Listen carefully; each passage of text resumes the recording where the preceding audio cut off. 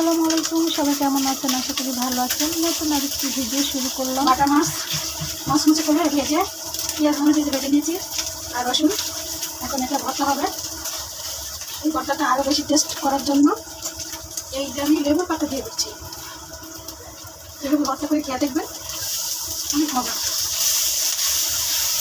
এটা সেটাও ভর্তা করতে পারবেন, বেলেন্ডারও করতে পারবেন, পাতাটা যেটা নিয়ে করতে পারবেন, যার যেরকম ইচ্ছা করে নেবেন। এই ভর্তাটা কিন্তু খেতে খুব মজা। লেবুর পাতার সুন্দর একটা গ্রাম পাবেন। এটা হয়ে গেছে, তুলে দিচ্ছি।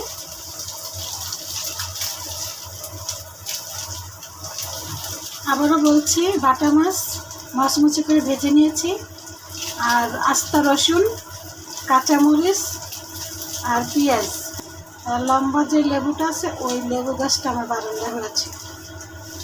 তো বারান্দা থেকে কয়েকটা 3 থেকে 4টা আর কি নিয়ে আসছি। কুচি করে দিয়ে দিলাম ভালো করে ধুয়ে।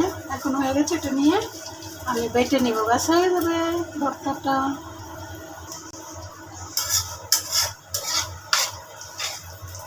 এটা শুধু খাইতে পারেন এইভাবে ভাতে।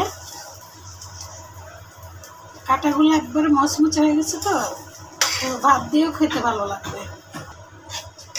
পটল দিয়ে আলু দিয়ে বড় তেলাপিয়া মাছটা রান্না করে নিব। আর করলা ভাজি করেছি।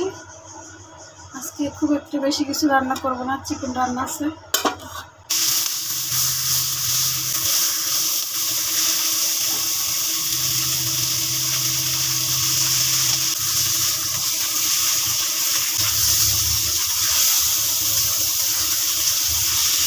পেঁয়াজের উপরে হালকা করে মাছটা ভেজে নিচ্ছি।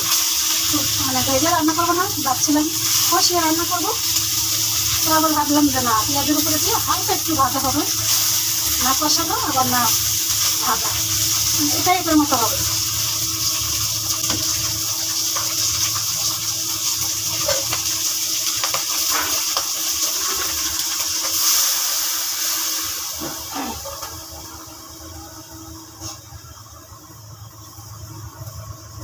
রান্না তো শেষ নেই, যেইভাবে ইচ্ছে সেভাবেই রান্না করা যায়।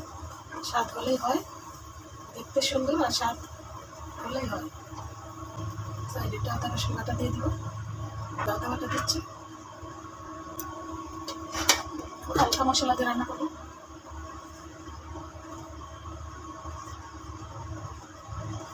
এখন এক এক করে সব মশলাগুলো দিয়ে দিব।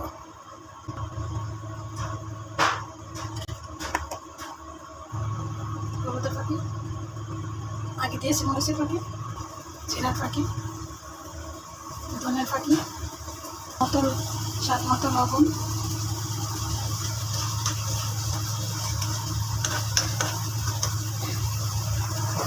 আর কিছুটা পানি দিয়ে দেবো।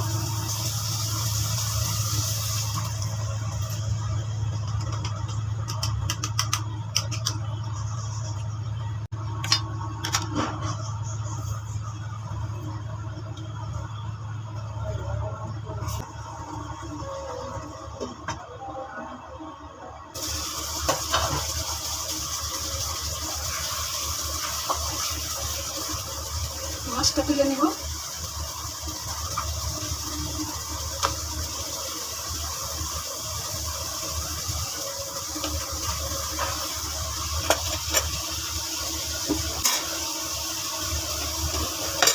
কাঁচামরিচ দিয়ে দিলাম কয়েকটা, আলু পটল দিয়ে দেবো। খুব সুন্দর করে কষিয়ে নিব। কষিয়ে নিয়ে জলের পানি দিব। জলের পানি দিয়ে কিছুক্ষণ বড় করে মাছটা দিব। মাছটা দিয়ে ব্যাস যতটুকু জল রাখবো অতটুকু হলে নামিয়ে নিব, ফিরে আসবো তখন। রান্নাটা হয়ে গেছে, ছেলের খাবার দিয়ে আসবো। ছেলের খাবার দিয়ে এসে এই যে পাট শাক এনেছে, লাউ এনেছে, কই মাছ এনেছে। কই মাছ করতে হবে আর পাট শাক বেছে রাখবো, কালকে রান্না করবো।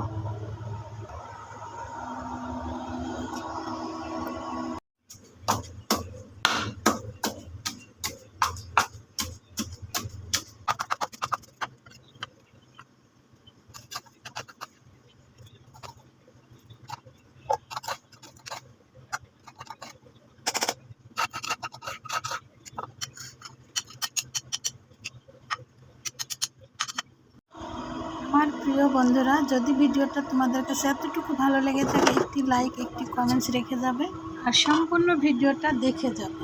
সরাসরি ভয়েস সহ তোমাদের কাছে এই ভিডিওটা শেয়ার করলাম, ভুল ত্রুটি হলে ক্ষমা দৃষ্টিতে দেখবে। সকাল থেকে ছাদ ঢালাই হচ্ছে, এখনো শেষ হয়নি।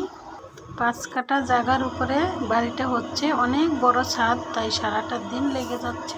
তো যাই হোক, সবাই ভালো থেকো, সুস্থ থেকো, আল্লাহ হাফেজ।